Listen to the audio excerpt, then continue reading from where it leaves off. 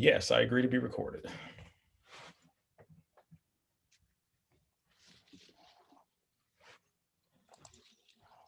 Good afternoon, everyone. We're going to get started in just a few minutes.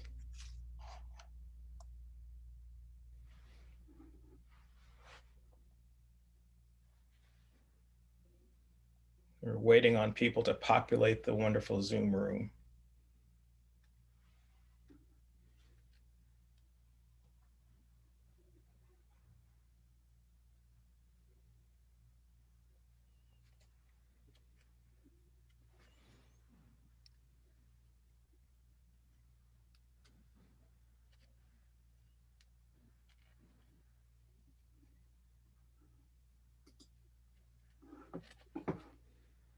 Oh, well, good morning. Looks like Denise Phillipsy is joining us. She says, greetings from the Gay Games 11, Hong Kong 2022. Well, hello there, Dennis. All right, so I think we'll go ahead and get started. Good afternoon, everyone. My name is Calvin Hill, and I'm the Vice President for Inclusion and Community Engagement here at Springfield College. Welcome to our 6th annual Sport and Social Justice Symposium. I'm joined today with my colleagues who put this program together, Assistant Athletic Director Michelle Lisacina and Professor Marty Dobrow. We all know what sport is, but we may not all have a common understanding of the term social justice. This year, members of this campus community came together to assist in developing a shared definition. That body agreed upon the work of scholars Bell and Young. Their definition uses an education lens to address social justice and is now available on the Inclusion PrideNet page for your review. Bell and Young note that social justice education is a goal and a process. The goal is for full and equal participation of all groups in a society. And the process is for undermining the oppressive systems which exploit, marginalize, and are violent towards its members. Today, as we stand on the shoulders of those that have come before us, like Dr. Tom Waddell, we celebrate the intersection of sport and social justice. We also come together to hear and to honor some of our change agents that are committed to making a difference in our communities. Thank you for joining us. This is going to truly be an amazing day. Professor Dobrow. Dr. Hill, thank you so much. It's a great pleasure to be here. Really just about my favorite day of the year, the Sports and Social Justice Symposium. We have a Springfield College crowd assembled here virtually that stretches back in time, including members of Tom Waddell's class back in 1959. He graduated before even I was born, and if you look at my beard, you know that was quite a while ago. It extends to members of the class of 1969, like Phyllis Platnick, who never met Tom Waddell, but who was so deeply moved by his story, it connected so much with her heart and her own lived experience that a few years back, she started the Dr. Tom Waddell Fund, which advances social justice programming such as our event today. And it extends right on through some of our younger current students who are in their late teenage years, as Tom was when he arrived in 1955 at Springfield College. Springfield College, the little school with the big heart. It's known for a lot of things. Fundamentally, of course, our Humanics philosophy. We aim high with our mission statement, educating students in spirit, mind, and body for leadership in service to humanity.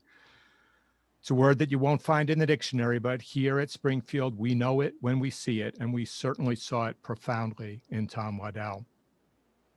Over the school's 136-year history, there have been a number of historical strands, great traditions. One obviously is about sports.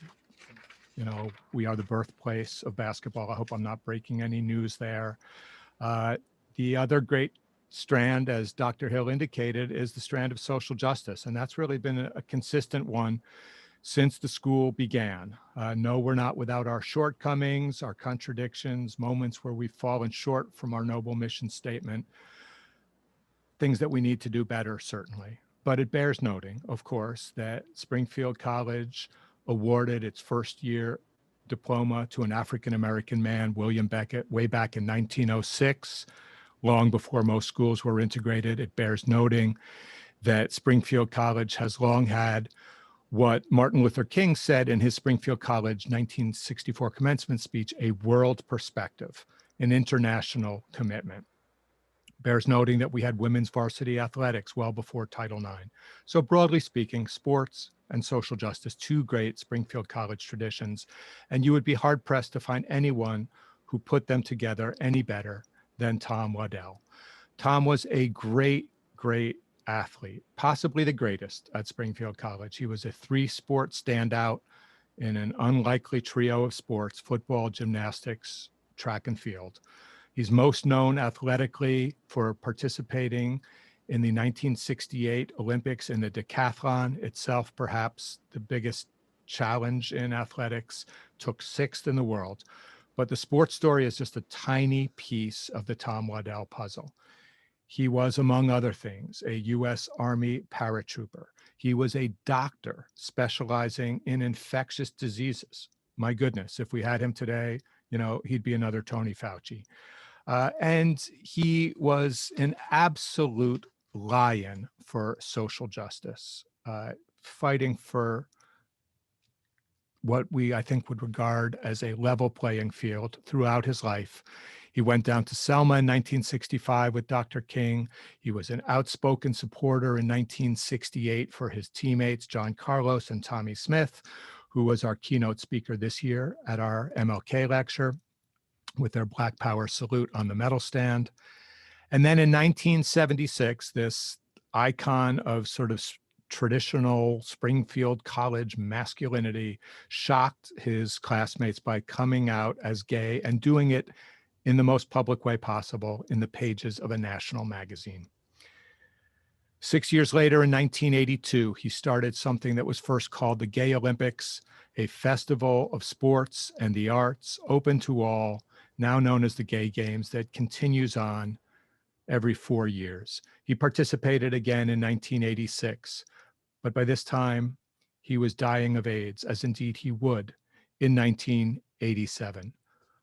But not before he became the father of today's keynote speaker, who we are thrilled to welcome back to Springfield College, Jessica Waddell-Lewinstein Kopp.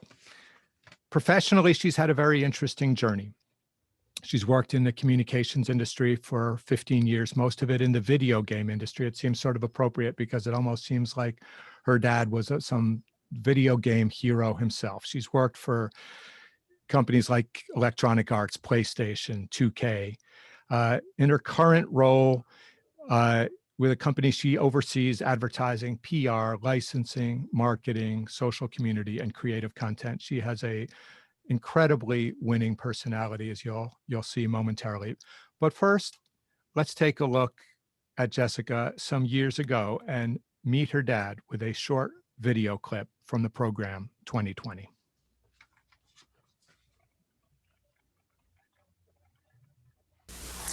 Sometimes when a story is in the news week after week, we begin to get numb. We shut our eyes and close our ears.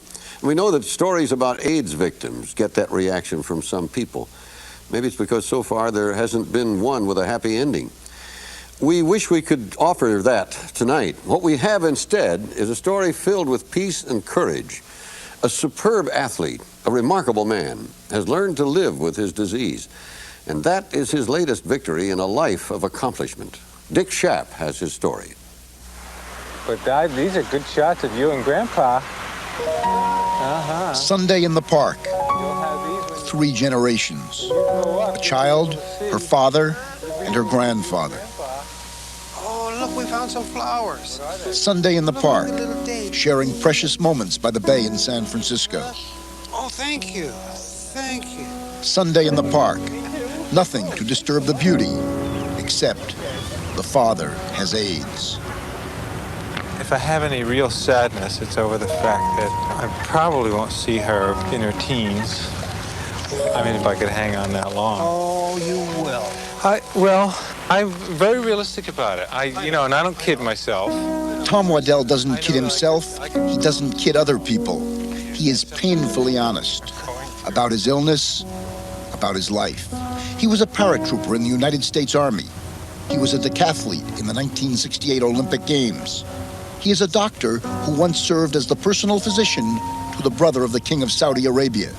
He is Jessica's father, and he is dying. I've got AIDS.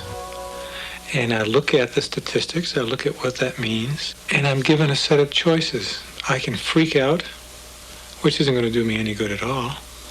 Or I can say, this is what is. Am I going to put my head under the sheets and just scream and yell and cry? No, I can't do that.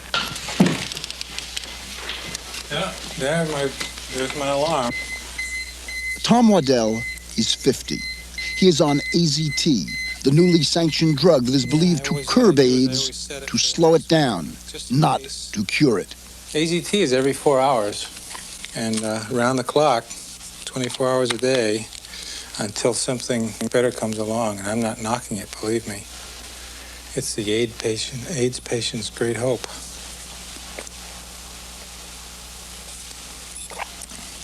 There, I'm alive again.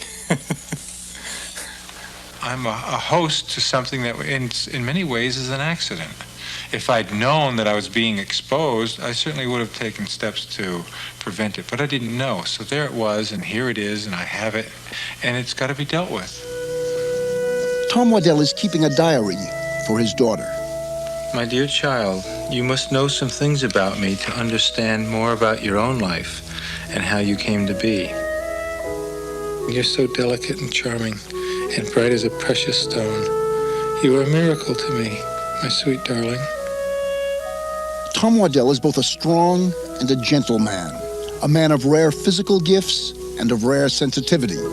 Tom Waddell contradicts two stereotypes of the athlete and of the homosexual. All right. I don't know how many dry eyes there are in the audience. Mine are not. But with that, I would like to welcome Jessica Waddell-Lewinstein Kopp, bright as a precious stone. How are you today, Jess? Hi, Marty. I'm good. Thank you so much for having me. It's a great honor to have you here at Springfield College. Just to let our audience know that Jess and I are going to have a little Q&A conversation that'll go until 1:45. There will be an opportunity after that for about 15 minutes for any questions from the audience. And then we will segue into the awards part of our program, in which a student athlete who graduated last year and one who is about to graduate this year will be receiving a well-earned award that is in Tom Waddell's name, the Leveling the Playing Field Award, which I think is the perfect name for what Tom represented. So Jess, as you watch, I know you've seen that 2020 program a number of times, and you see that video and the picture of you hammering the stick in the park and into the ground, and you hear your dad's sweet voice. I'm curious how much of your father you actually remember. You were only 3 when he died. I know my conscious memory only kicks in at about that time. What do you recall about him? I actually have a series of very short and small memories of him. And part of me thinks that I've actually kept on to them, probably because I knew to some level that he wasn't around anymore. So I probably cherish them more than a child would, on average, cherish their 3-year-old memories. But I do have a handful of them. I remember sitting on a bed and him asking me what color car he should buy, and then us debating about it because I was insistent on it being pink. I remember him trying to teach me the word hospital because I could not pronounce the S by any means, so it was hospital for me.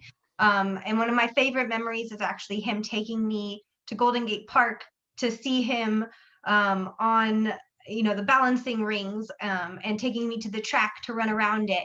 And I have a very vivid memory of being on the track with him and him challenging me to a race, and then a few steps into the race realizing there was no chance I was going to win. So I turned around and booked it back to the starting line thinking, well, if I can get there first, I win. And then him having to explain to me how that's cheating. So I have like a good handful of memories of him that I don't want to forget, and I continue to try and keep them alive. Yeah, that's very sweet. The observant people in the crowd might notice I've just changed my outfit here. I was a little warm in my office, so I had my little Brandy Chastain moment, and I am now wearing this Tom Waddell shirt with your dad's image emblazoned. Says Springfield College, and then beneath it, it says Namaste, right? I bow to you, as we do. And this shirt was actually a gift from Phyllis Platnick, who I believe is in the crowd. Thank you so much, Phyllis. Let's go on then. So since we have him positioned here at Springfield College, you obviously didn't know him back then. I obviously didn't know him back then. Neither of us were alive at that time. He was here for, just a short period of time. What is your sense, Jess, of what those years at Springfield College represented to your dad?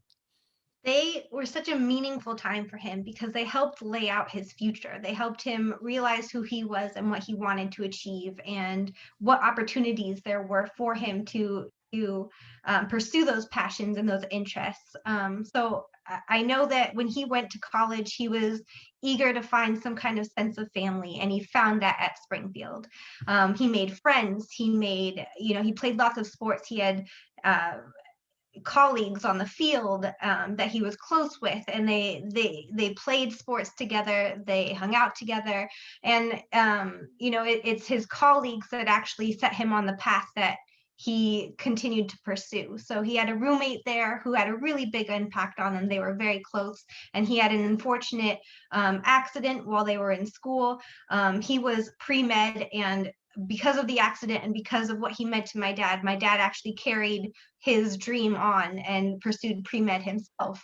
So it really helped to define him. It's where he realized that regardless of who you are and what your background is, when you're playing sports, it's a level playing field. It's important. You're just a person playing a game and doing the best that you can. So I think it was really an eye-opening experience for him, and it meant a lot, and it really helped set him up for success for the rest of his life. So many extraordinary stories about your dad, and you referenced this tribute to his friend. They were teammates, I believe, on the gymnastics team, and there was this absolutely tragic, awful day at Springfield College. And so Tom's friend was on the high rings. When swinging, there was not a sufficient mat beneath him. He had this terrible fall. He wound up dying. It's just unbelievably tragic story, but so fascinating that your dad, what he would, in his grief and anguish and sorrow, that he would choose to turn that into a life of service. It's, defining the humanitarian ideal, the humanics ideal so beautifully. In that moment, goes from being a phys ed major to wanting to be a doctor and pre-med, and that became his path. And so just an extraordinary story, such a moving one, so emblematic of who Tom was. And yet, the sports stuff stayed alive too. And so even after he went into the Army, went into medical school, there he is in 1968, 9 years after he graduates, during a very tumultuous time in our country in 1968, the year that Martin Luther King was assassinated, the year that Bobby Kennedy was assassinated, all this tumultuousness around Vietnam, and, later in the year, the election of Richard Nixon. It's a fascinating moment for your dad. He came here in 55. That's like right at the beginning of the civil rights movement. It's right at the Montgomery bus boycott as he arrives. And here it is, 68. And he's going into the Olympics. Tremendous athletic achievement to make the Olympics, to do so in the decathlon, to do so well. And yet, in some ways, what's most memorable is the support that he showed for those two Black Power sprinters. And I'm sure that must be something that you're very, very proud of. Yes, it's a early example of how much he believed in people as people, and that everybody deserves the same amount of rights and respect. And he wanted to see people achieve that, and he supported the people fighting for it. And it was very divisive at the time. You know, we had very polarizing views from people across the nation on whether or not what they supported, what they didn't, what they thought the meaning of things were. And that moment in the Olympics in 1968, when he supported those two sprinters in holding up their hands with black gloves, to just fight, basically show their solidarity and show that they're fighting against racism in the world, was such a big moment. And he supported it from behind the scenes. You know, he encouraged them. He functioned as like a copywriter for them behind the scenes. But it was an eye-opening moment for him as well, in that he realized that athletes and sports can help overcome prejudices, and if not evoke change, at least inspire people to change. So that was a huge moment, not only for him and for those athletes, but for, I think, the world. And a lot of people saw it as them going against the government, but I think I agree with my dad in the sense that the government had done more injustices and more disservices to them than they could ever do the government. And I think it was just a huge moment for them to show that. Absolutely. I mean, just the courage of his convictions, the willingness to just search his own heart so deeply to find what is true for him, and then to bring that courageously into the world, whatever the consequences. It's just so impressive, and such a real inspiration, I think, I know for me, for other people. And that has taken so many forms, took so many forms in your dad's life. And, you know, obviously in 1976, when he comes out as gay so publicly, I mean, this was a real shock to a number of people. I think the context for current students, not that the journey, you know, within the LGBTQ plus community is by any means an easy one now. It's rife with all sorts of problems and difficulties, and, you know, some tremendous risks in certain parts of the world. But you go back to your dad's day. I mean, when he came to Springfield College, homosexuality was still classified as a quote unquote psychiatric illness in the DSM. And here he is, this sort of like man's man, iconic Springfield College guy, and coming out as gay. What, as you've come to sort of get to know your dad from a distance, what do you think that moment was like within the culture, what it was like for him? Pretty big thing. I think it was huge, and I think it was probably scary, and intimidating, and I'm sure he questioned it a lot, you know, going into it, because at that point in time, as you said, you know, homosexuality was still very much a taboo subject, and I think he was the second man in history at that point to have like publicly come out as, like, not man, but athlete, to publicly come out. And I know his main thing was that he wanted to show, there were a lot of stereotypes about what homosexuals looked like, how they acted, how they talked, how they dressed, and he wanted to show that there's more to it. There's more to the community than what people had associated with that group. They again are just people, and I know that he probably was scared because at that time coming out, probably he was faced with a lot of backlash, and probably the similar fear that many people continue to have now when they come out, is that sense of rejection from people they love or respect. But you know, it was bigger than him. He saw an opportunity to educate and to show people there's more than what you read at face value. And so I think, you know, it was a huge moment, but I think the rewards were beyond what he could have asked for, because he inspired so many people to know that they're not alone, and that there's opportunities for them. There's people out there just like them, and that there's people out there who's going to love them, and there's a family out there for them, regardless of whether or not they have the support of their immediate family. Yeah, I mean, you speak so beautifully and so meaningfully about your father, and I just have to believe that, you know, if you were alive, he would just be so enormously proud of who you have become. let's talk about how you came into the world. And so you are, I mean, you are really a child of the gay games. Tom had this vision of like how to use, wed the sports and social justice world and bring what was important to him into the world. And so he conceptualized this thing that was initially called the Gay Olympics. And it started in 1982, and then there was a second one in 86. And we'll talk about the gay games in a little bit, and you can fill our audience in what they're about for those who don't know. But your very identity, the fact of your being in the world, and you're, very successful professional, you're married, you've got 2 very young kids, all of that flows from the gay games. Could you tell that story for our audience? I mean, as you mentioned, we'll probably talk about the gay games a little bit more in depth momentarily, but yes, I am a product of the gay games. I would not be here today if it were not for the gay games. In 1982, there was an idea that had been marinating in my dad's head for a long time about how to create a festival that was modeled after the ancient Olympics, but evolved to incorporate and be open to everybody, regardless of your economic class, your race, your religion, your sexuality.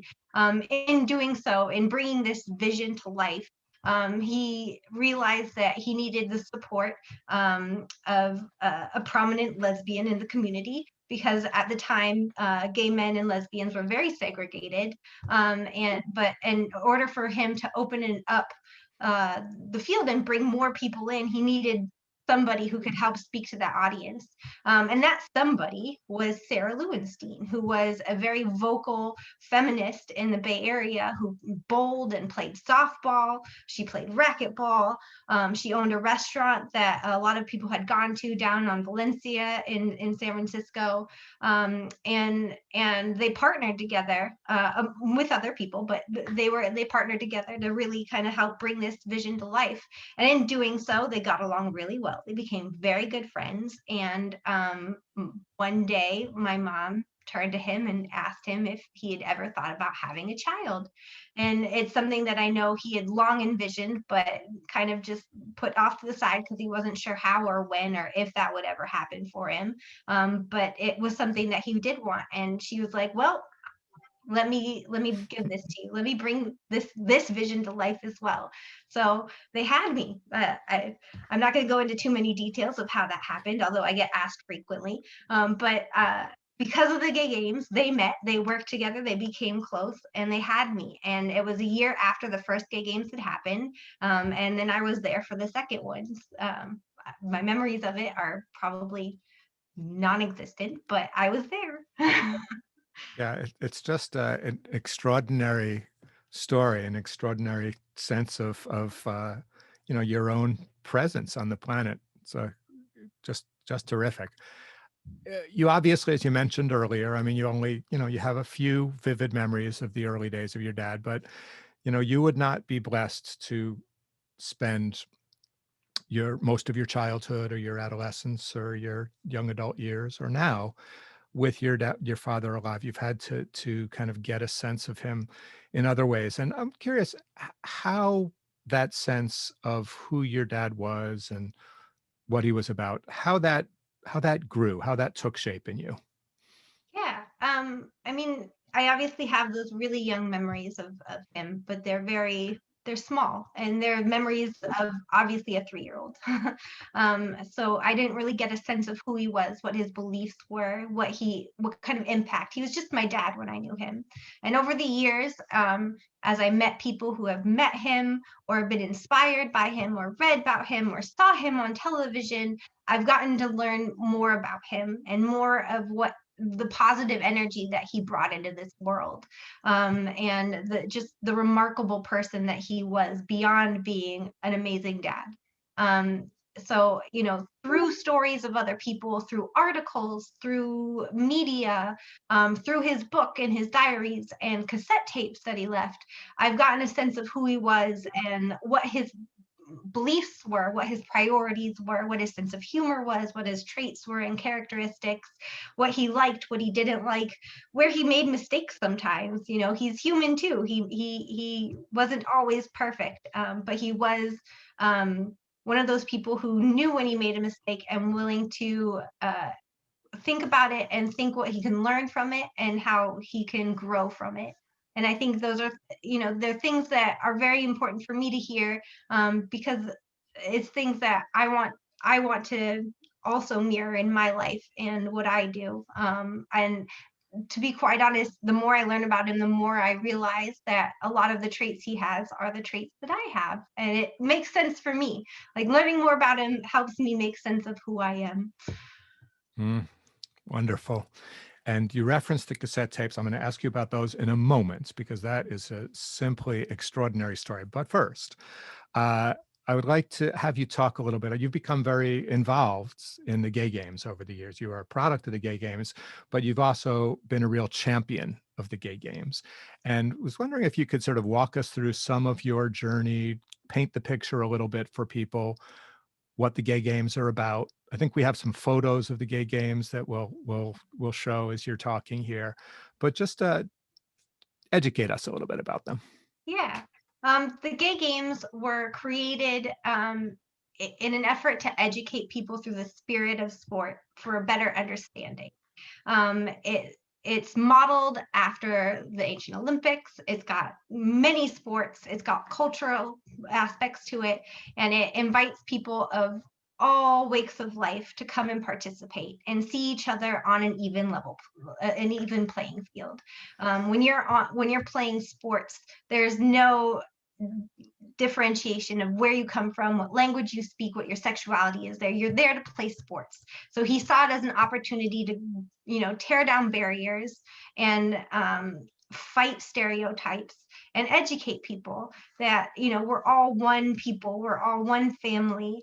We all bleed red blood when it hits oxygen. But you know, it's based on the principles of, you know, getting people to participate, to be inclusive of one another, and to really just do your best. And as such, we saw the first one happen in 1982. We saw, I think, about 12 countries participate, just over 1,000 people come. Tina Turner was there to perform because she believed in what it stood for. And the Gay Games has successfully been hosted every 4 years since. The first two were in San Francisco, but since then has happened in a different city and often in different countries now.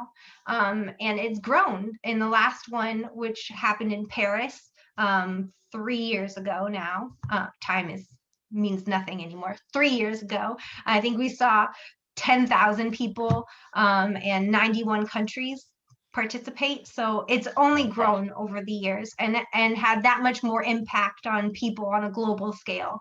So it's an incredible organization and an incredible event.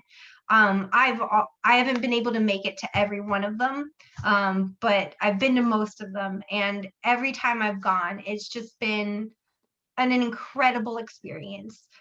You meet people and they're just so thrilled to be there, and it's so loving and welcoming, and everybody, it doesn't matter if you just met someone that day or if you know them for years, everybody who comes there is part of a family and they act as such. So it's just an incredible experience that I can't emphasize enough. I encourage anybody who can and wants to participate to check it out, because you know, it's just it brings people together and in a way that you don't often see in other sporting events or events as a whole. Yeah, that's really beautifully articulated. I know I've heard so many wonderful stories about the gay games. One that was really interesting, connected with Springfield College, is there was a PE professor here who I've met just once. He retired long before I came to campus, Jim Janassi and his wife, Jean. And Jim was I think a phys ed professor at Springfield College, very well-respected member of the faculty, was a humanics professor here. And they had a child, a son, and son came out as gay, and they knew nothing about that world. They were completely sheltered from this, but their hearts were really open. And I remember Jean Genasti saying that the next day she just went to the library. She wanted to just try and figure things out. And Jim, he became so involved. They became big members in the PFLAG organization. And then Jim began, I think he ran his first marathon. It was at the Gay Games in tribute to Tom Waddell. So it's just paying it forward all over the place. And you just hear so many beautiful stories. It just seems like really a marvelous event. And the next one is coming up. It's in Hong Kong. Hong Kong, and it's next year, so 2022. So coming up real quick. And it's going to be amazing. They have a ton of sports already set up. I think they have got a lot of support, both from local businesses and globally. So I think it's going to be a really great event.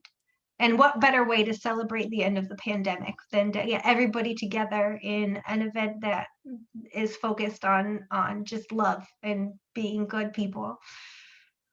Absolutely. Amen to that. Yeah. So I want you to share a story with our audience that was one of the most moving stories I've ever heard. As you know, Jess, I'm a journalist, and so I'm always interested in people's stories. And I've conducted, I have no idea how many interviews over many, many years. And I'm often find myself very interested in what people have to say. I learn a lot. I'm moved. I'm touched. I don't know if I've ever been as touched by an interview as the one that I conducted with you for a story. I think it was about 7 years ago. It became an ESPN story. It's about your dad. And you told me about the story of this package that you received in the mail one day that had these cassette tapes in it. And so I just want to alert anyone, if you're around, if you have a box of tissues, this might be a good time to reach for them. And with that, I will turn it to you, Jess, to tell that story. Yeah. Growing up until I was about 18, my mom had her house, but we had my dad's house as well. When I was in my late teens, we ended up needing to sell the house and move all the stuff out, condense what we had in terms of personal belongings. There were tenants there, so they moved out as well. During that whole moving process, some people who had been helping some of the tenants move out found a set of cassette tapes and thought, oh, these seem cool. I'm going to take them. So they took some cassette tapes that they'd found. I was not aware of their existence, so it's not something that I knew to miss, let alone missed. But that said, years later, literally years later, I was in my mid-20s and I had just started working for a video game company in San Francisco. I received a package in the mail. It was just on my desk one day when I got to work. And there was a letter in it, and it said, it was from a woman who had helped the tenants move out, and she admitted to taking the tapes, but after further review of them, she realized they were really for me and that I should have them. So at that point, I really wasn't sure what I was in for, but I also didn't have a cassette tape recorder or player. So I took the tapes. I went to my parents' house, who still had a cassette tape player on full surround sound speakers. I put the tape in, I lied on the floor, and it was my dad speaking directly to me. The tapes basically consisted an audio diary that he had made for me that highlighted how he was feeling that day, to what he thought of my mom that day, to what he was going to be doing, where he was going, what was happening with my grandpa. It was just whatever he felt like talking about in that moment is what he was talking about, but it was spoken directly to me. And it was an amazing experience because I think I was at a point in my life where I was really receptive to what he was saying. And I really wanted to hear it, and I really wanted to process it and figure out what that means, like what it means for society, what it means for me as a whole, what it means for me as a person. And I realized that's when I really realized that a lot of me actually is him, regardless of whether or not I grew up with him by my side. He's just in me. And a lot of him comes out. And my mom says it sometimes, but you know, when your mom says something, she might as well be saying like you're a special kid. Everybody hears it, so you kind of have to get like something else to kind of support that and reiterate it. And these tapes did that. I realized that my sense of humor is very much like his. My sense of like sarcasm is very much like his. Just my approach to life and thinking and talking, it's very similar and mirrors a lot of the things that he said or felt. And it was just an incredible moment for me where I just felt more connected to him than I'd felt in a long time. Yeah, it's hard to imagine what that must have been like emotionally that day. I want to just say to people listening that we will have time in just a couple moments for any questions that you might have for Jess. So please put those into the Q&A function. And I believe that Dr. Hill is going to take over again in a few minutes, and he will read those questions for you. But just maybe as a sort of final note, Jess, in this part of the program, that evening after I don't know how long you listened to those tapes, can you just sort of put into perspective sort of what that was like emotionally? What kind of conversation did you have with your mom afterwards? How did it change you hearing his voice speaking so directly to you? Um, it it hits you right in the heart because you hear his voice, and it's not like overhearing a conversation, which is almost like what video interviews are kind of like. You hear him talking to somebody else, but in this sense, he was talking directly to me, and it was a moment that just transcends time. It didn't matter how long he'd been gone. In that moment, we were having a conversation, even if it was just one way. And that was huge for me. And after that, similar to after when I read his book, I ended up calling my mom and being like, did you know this? And did you hear about this? And did you know this? And she's like, yes, I know all about that stuff. But it's like a little kid again, where, you see something or hear something for the first time and you just want to kind of regurgitate it to other people that kind of, are on the same page as you or understand where you're coming from. So that usually ends up with me calling my mom and being like, oh my God, guess what? And I had a very similar moment recently. I reread my dad's book, and there's points in it where it's just, everything makes sense all of a sudden. My son is a very active person. He jumps all over everything. And I remember being very, very well behaved, of course. And my husband, according to my mother-in-law, was a very mellow child. So I want to know where he got this energy from. And when I was reading my dad's writing, it said that I was jumping all over an airplane, all over on the table, in the seats, jumping all over the seats. I left a hurricane in my wake. And all of a sudden I realized my son has the same energy that I did. So, every time I hear my dad speak or I read something that my dad wrote, it's educating me on where I come from and just my family as a whole, and who my dad was, and the relationship we probably could have had if I'd grown up with him. Very, very sweet. All right, I'm going to turn things back to my esteemed colleague and great friend, Calvin Hill, to take over. I see that the Q&A is beginning to fill up, so there's some good questions. I want to have the opportunity for people to have those answers. We'll be back later, Jess, but thank you so much for really a beautiful discussion. Thank you. Professor Dobrow, Jessica, let me just say, wow. I am just sitting here just thinking I have so much new information, and I'm just so excited to help facilitate this Q&A session. So our first question is from President Mary Beth Cooper. She says, what a gift those tapes are. Then she says, what do you want to pass along to your children that you learned from your father? I want to instill in them a sense of confidence that first and foremost, regardless of where they come from, what they believe in, they're people and they deserve everything. And that I I want them to defend others who can't speak up or defend themselves. I want them to just be good people and to love people and love each other and maybe take care of me one day when I'm really old. But no, I really want to instill in them a sense of confidence and of just compassion. Wonderful, wonderful. Do you think you'll play the tapes for your children? Yes, definitely. When they're older, I think it definitely was the right time for me to listen to them when I was in my 20s. I was in a good mental space to really understand the things that he was saying and kind of look deeper into what he was saying as opposed to take things at face value. And so I want them to be a little bit older because I think there is so much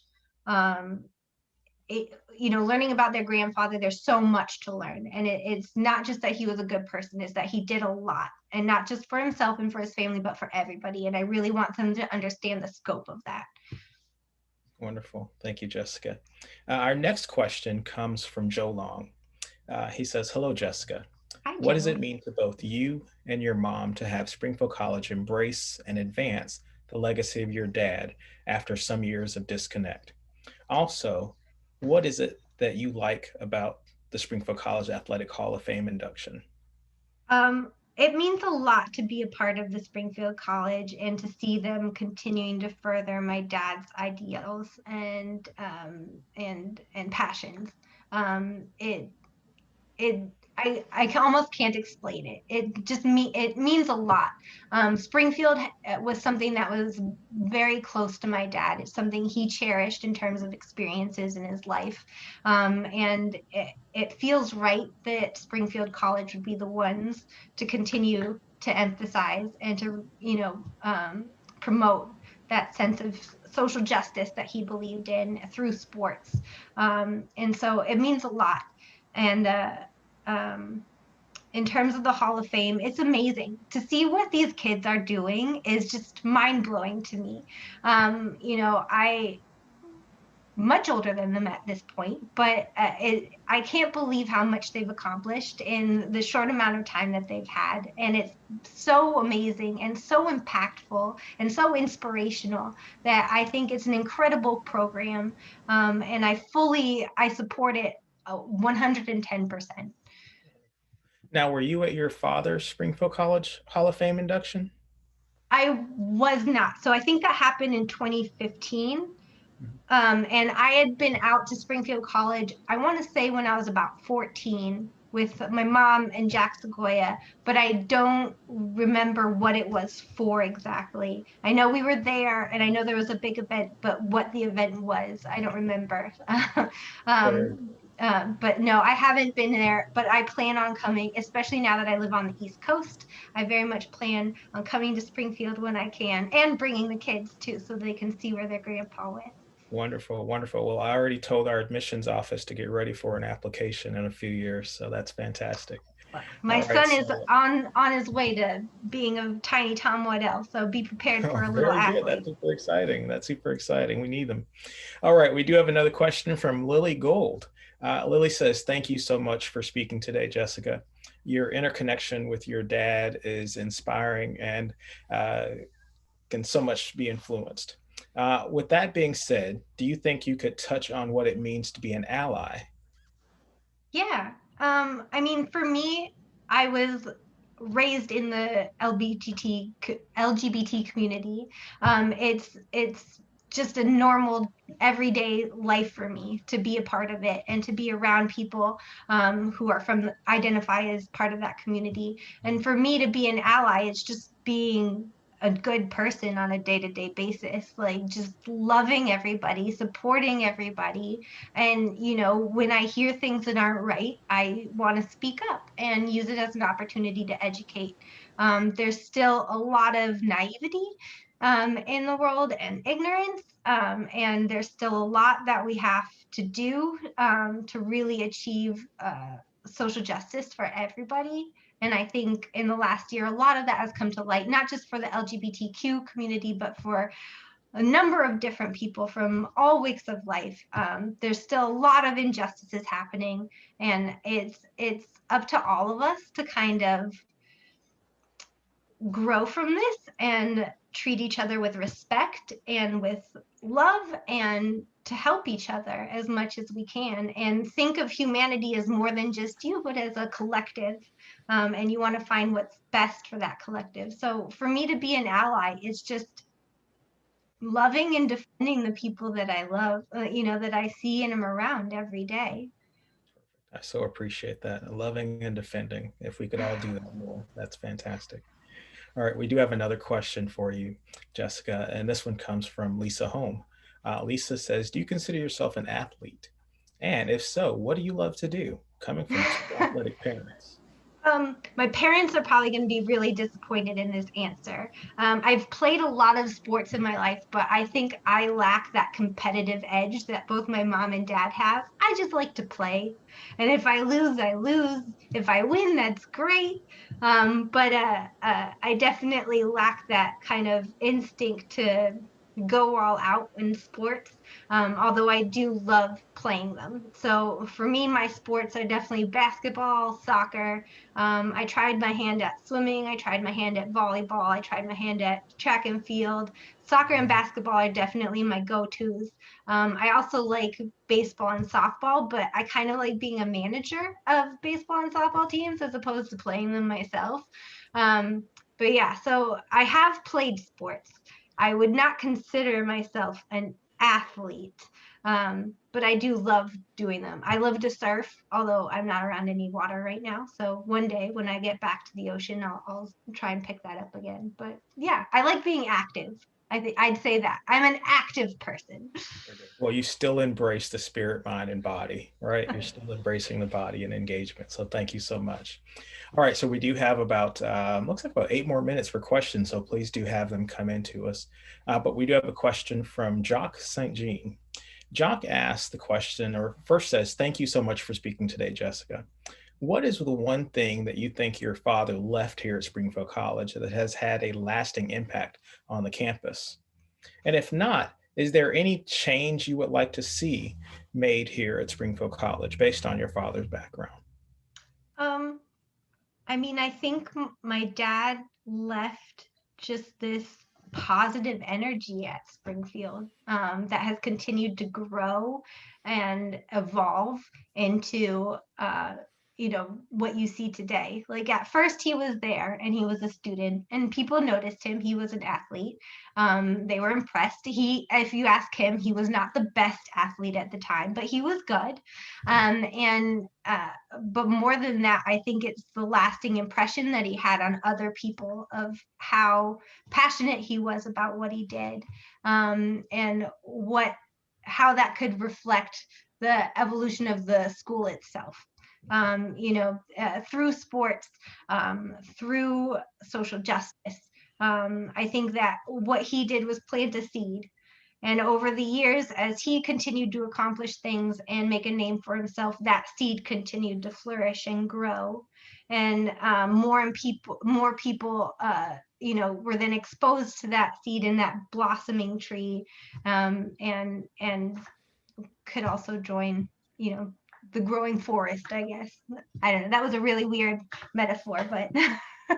Well, you spoke about that legacy, right? And your father's legacy lives on through this event. This is our 6th annual, and I'm looking forward to many more. So I truly believe that he did indeed leave a legacy here at Springfield College. So we do have another question, and this one comes from Phyllis Platnick. So Phyllis, Marty was happily wearing your shirt, so I know that he's excited to see you on. But Phyllis states that it is such a pleasure and an honor to meet you in this capacity electronically. I certainly see the pride and legacy of your dad shining through in you. I wonder if you have a sense of where your dad got his sense of social consciousness and social justice back then. It's interesting. I've read about his childhood, and it's not something that I feel like he was exposed to a lot as a child. I think he had a lot of challenges. I think he witnessed a lot of stuff as a child, but I think it was just in him, to be quite honest. Like, he was a good person, and if based off everything I've read and seen about him, his biggest priority was just surrounding himself by people who were positive and who loved him. Like, that's all he really wanted. And so I think that that translated in him feeling like others deserve the same respect. I think the fact that he always struggled with his own homosexuality also impacted that as well. He saw himself as a person who was by themselves, and he didn't have other people, a community that he could tap into or even learn about. So I think that translated into a desire to help others who were being isolated or discriminated against as well. So I think it was really a mixture of his own experiences and just who he was. Perfect. Yeah, that's truly inspiring. Just who he was, right? Just bringing that sense of social consciousness, perhaps through his experiences at Springfield College, but who he was, wanting to make a difference in the world. So that is truly inspiring. All right, so Jessica, we've got another question. This one comes to us from Sam Malloy. Sam says, thank you so much for talking to us today. It is truly inspiring to hear you speak about your dad's impact in the world. What are the best ways to support the gay games at a local level? So the Gay Games is made up of an enormous group of smaller organizations. So if you live in a city or a town, I guarantee you there's LGBTQ leagues, like sporting leagues near you. And all of those kind of feed into the games because a lot of those sports teams are the ones that end up going to the games. So supporting them either through helping to organize these leagues or partaking in these leagues is a good first step if you're interested in getting involved. Another thing you can do is the Federation of the Games, which is the international body that makes sure the games continue to go on beyond each city and beyond each 4-year event. They have a website and you can donate to them. And what that money goes to is sending individuals or teams from countries that maybe don't have the funds to send themselves, to send them to the game so that they have a chance to participate. So there's a number of ways that you can support the games on a local level, either through donation or participation or just volunteering. Perfect. Thanks, Jessica. So Doug Lutwin says, thank you so much for your wonderful presentation, Jessica. But then he also says that if anyone is interested in more information about the gay games, he gives us the website for the 22 games in Hong Kong. We will make sure that that website is posted at the end of our presentation this afternoon. All right, so that is it for questions, Jessica. Thank you so much for your time with us today. I know you're going to stay on with us for a little bit towards the end, but we're going to now turn it over to our wonderful assistant athletic director, Michelle. Thank you so much. It's been such a pleasure. Thank you, Jessica.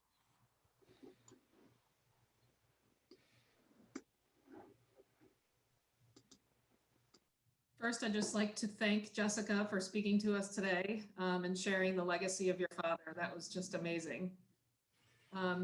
So good afternoon, everyone. My name is Michelle Lisacina, and I'm the Assistant Athletic Director for Compliance and Student Athlete Enhancement here at Springfield College.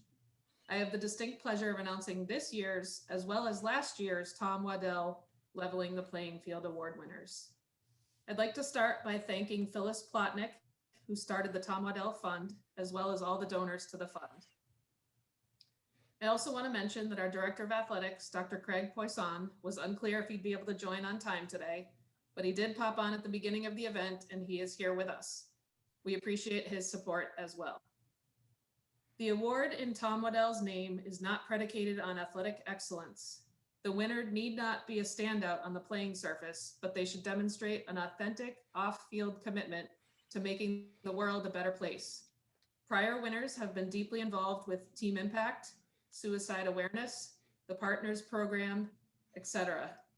Any activity or a combination of activities that show a demonstrated commitment to leveling the playing field can make a student athlete eligible for award consideration. Due to the pandemic last year, we were unable to recognize our 2020 nominees and award winner.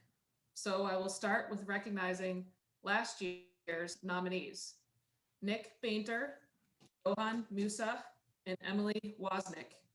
These 3 students were nominated for their work in our community and beyond to help level the playing field. Congratulations. The 2020 Tom Waddell Leveling the Playing Field winner was involved in many groups on campus, including the Student Athlete Leadership Team, where they were an integral part of the annual Fill the Bus food drive. They were on student government and served as the class of 2020 treasurer, as well as being a student ambassador. In addition to contributing so much for Springfield College and local community, this student traveled to Haiti and Colombia the last 2 spring breaks to work with the local YMCAs on youth empowerment. They helped lead workshops for skills such as public speaking, discovering purpose, and how to become an advocate for change. This student worked with the youth Y leaders on issues such as human trafficking, domestic violence, pollution, and corruption. When asked about this student, one of their teammates said, "This teammate holds themselves to the highest standard when it comes to work in the community, which is why it's no surprise they're receiving this honor today. Their passion and commitment to helping others is admirable and is someone that we can all learn from when trying to make the world a better place. Their smile, energetic personality, and selflessness generate positivity wherever they go, helping them to make huge and lasting impacts in their community and helping others to be the best versions of themselves." In addition, this student athlete's coach said, "Throughout their 4 years at Springfield College, this student had such a positive impact as a person, student, and athlete. They are someone who leads with compassion, which is shown through all the activities and organizations on and off campus that they participated in. Their caring leadership and community involvement has contributed to our team culture in a lasting way, and they have also been able to share that with everyone in their life. We are so grateful to have them as a part of our family." This student athlete was a 4-year member of the cross country and track teams and graduated last May and is now pursuing a master's degree in secondary education at Westfield State University and will graduate in 2022 to become a biology teacher. He has also continued to be a student athlete while running this year at Westfield State. I now present to you virtually the 2020 Tom Waddell Leveling the Playing Field Award winner, Chris Tringali. The floor is yours, Chris. Thank you. Hi, everyone. I would like to start by thanking everyone in the athletics department for making today's events possible, as well as thank Jessica for sharing her story about her father. I would also like to thank my parents, professors, coaches, and friends from across this amazing campus for showing up to support me here today. A special shout out goes to Charlene Elvers and everyone in the Center of Service and Leadership for helping run the Alternative Break program. Part of what makes Springfield College so special is the fact that we have amazing teacher, coaches, and faculty who inspire us to be change makers in our campus community and beyond.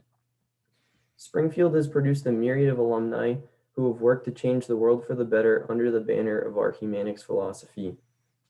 Dr. Tom Waddell is an excellent example of someone who saw issues in society and realized his calling to step into the arena to fight for justice. In the creation of the Gay Games, Dr. Waddell leveled the playing field by creating an outlet for the LGBTQ community to take pride in their athletic abilities and to be celebrated for their athletic achievements. Having been to this ceremony in the past, I am honored to have been selected as a recipient of this award because it is a testament to Springfield's emphasis on developing the whole person. We are more than athletes on this campus, and I am humbled to be having my name mentioned with some of the best to ever wear the jersey, as Dr. Poison would like to say.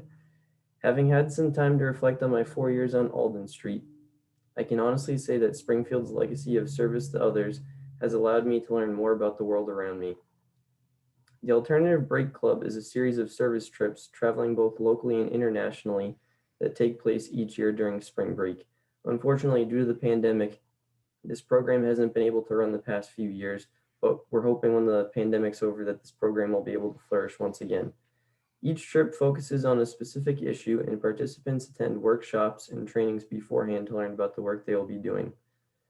As Michelle mentioned, during my sophomore and junior years, I went to Haiti and Colombia, and I worked with the YMCA on workshops geared towards youth empowerment. And during my senior year, I was on the executive board and helped group leaders plan their trips and schedule service events throughout their week of service. Seeing the young people on these trips, getting to interact with the local Y leaders It was amazing to see how passionate they were about the issues such as human trafficking, domestic violence, pollution, and corruption.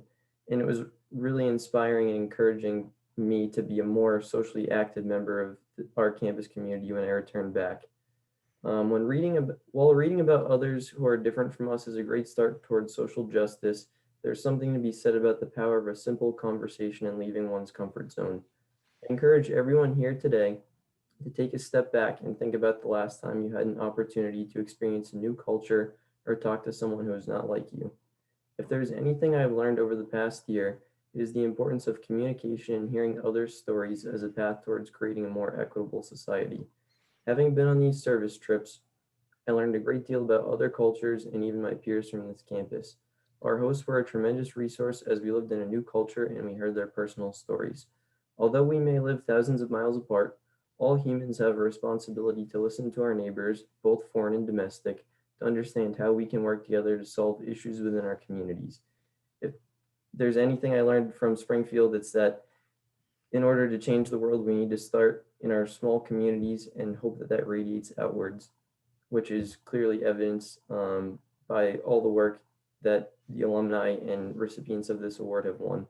But overall, I'm just very thankful to have been nominated and given this award.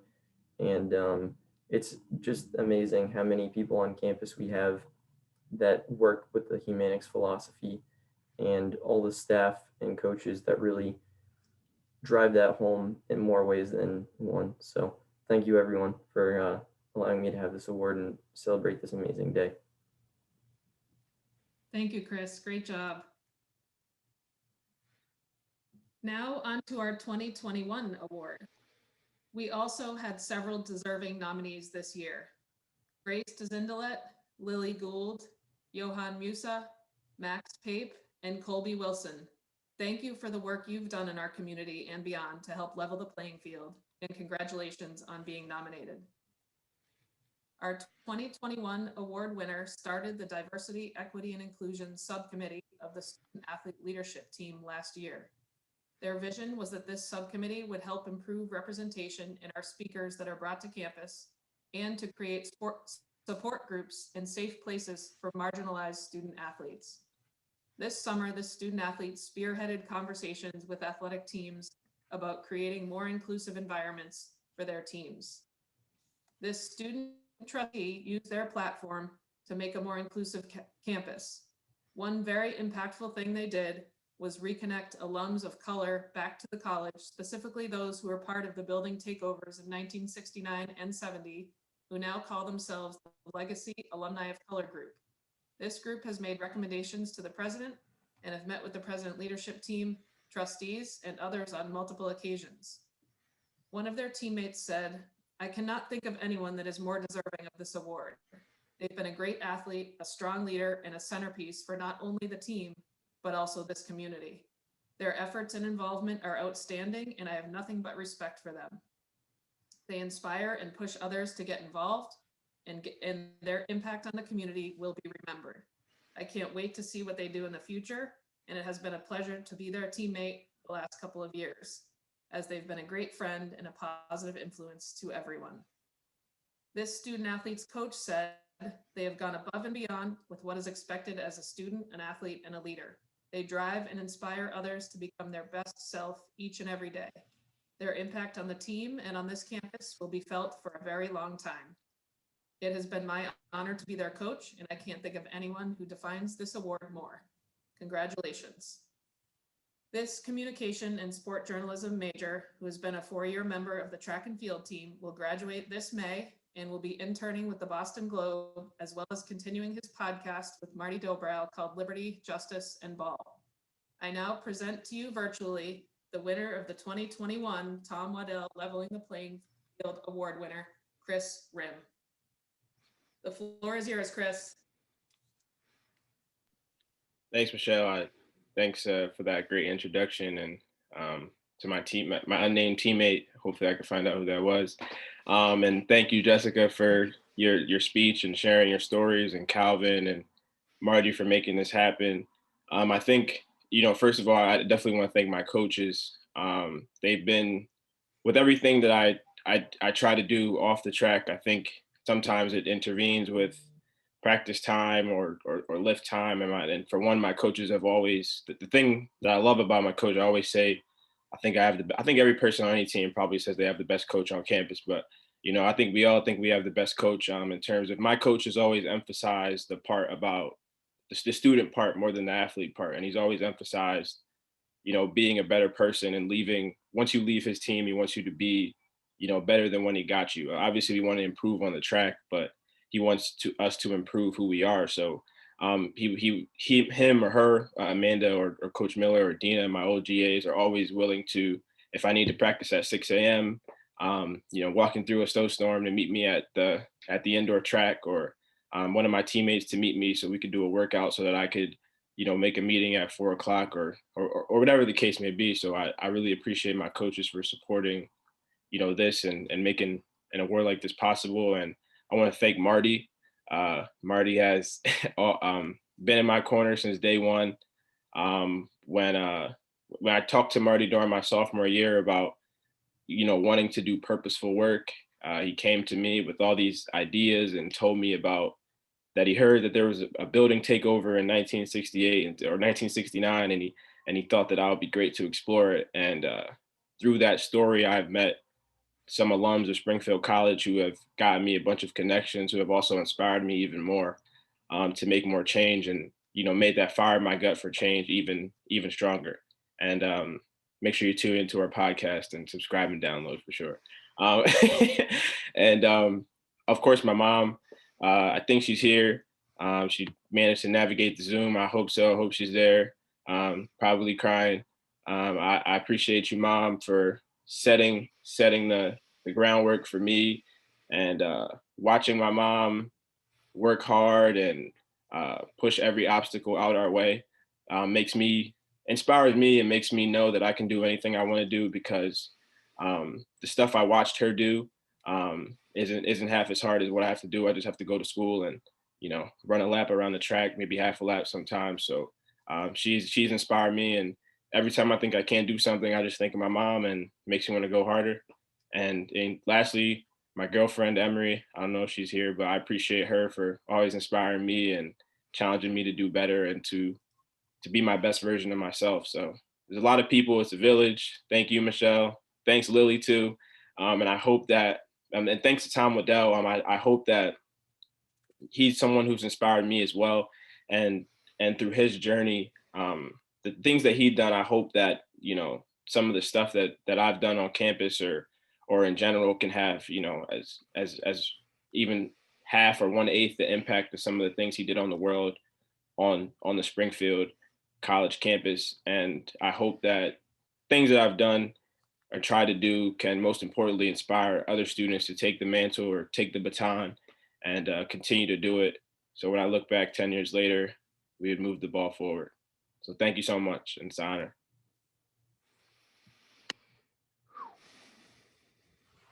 Thank you so much to both of our Chris's, and thank you so much, Michelle, for introducing this year's Level the Playing Field Award winners. I am truly amazed at both of their accomplishments, and this year we've used the theme of silence is not an option, and the two individuals that we have had the opportunity to hear from have definitely moved that theme forward in their act, in their leadership, and in how they are living the legacy of Springfield College. Marty, we'll turn it over to you and see if you and Jessica have any closing thoughts for us. Well, boy, just feeling so good in my heart right here. It's just an event that has made me feel so positively and so warmly, so hopefully about Springfield College, about the larger worlds. Congratulations to both Chris's. Chris Tringali, I didn't get a chance to meet you or know you during your days here, but congratulations on leading your life so admirably and commendably. You've been a real inspiration to others. You're doing good work. Keep going. That's great. Chris Rim, what can I say? I have never seen anyone get more out of the college experience than you. You have inspired this entire community, your fellow students, faculty, administrators, alums, trustees. You are an amazing life force. It's traditional for professors to sort of talk about how they learn from their students, and I'm sure we all do to some degree. I have learned so incredibly much from you. You have just been a tremendous inspiration. And if your mom is on, and I hope she is, you have done an amazing job raising this young man. What a young man he is. And to Jess, that was just a beautiful presentation. We were so excited when you agreed to talk with us. We wanted this to happen for a long period of time. The stars aligned this year. Your dad was an absolute inspiration, lived a beautiful and important life that has taught us all so much. And you are such a worthy person to take that baton. You have done so in an amazing way. You continue to do so. Your kindness, your generosity, your good heart just really comes to the surface in such a beautiful way. So thank you all so much. Jess, I don't know if you have any final words that you would like to share before we go on to other things. I just want to thank you all. Like, it means so much not only to be here and speak with you, but for everybody who's watching and for those who participate and for those who are getting awards. I just thank you. Thank you for everything that you're doing, for keeping my dad's legacy alive, for bringing more positivity into the world, which is sorely needed. You are all very amazing, and you guys are accomplishing so much, and you're going to continue accomplishing amazing stuff going forward. So thank you all. Just thank you very much. Thank you, Jessica. And as promised, for more information on the Gay Games, you can go to www.gaygames.com, or to learn more about the Hong Kong Games, you have the registration link and the site in front of you that you can get some more information on. But we wish you the best. Have an absolutely amazing weekend. And for our seniors, we are so going to miss you, and we wish you the best. Take care, everyone.